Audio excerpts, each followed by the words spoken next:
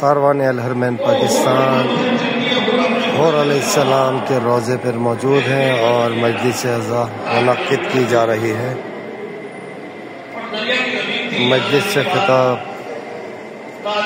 सैयद मोहम्मद अली रिजवी साहब फरमा रहे हैं।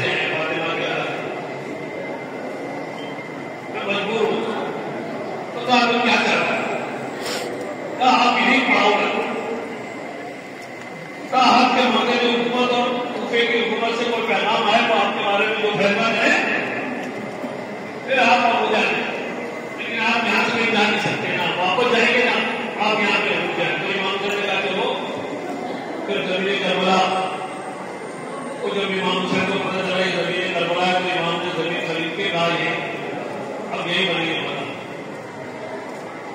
जो भी इमाम साहब को ले आने के जुर्म में शामिल है वो है जब तो इसका इतना बड़ा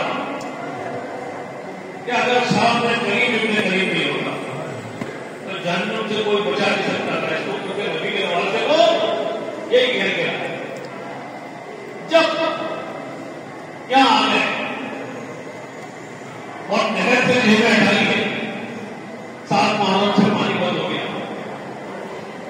तो शब आशूरा आई और टहल रहा है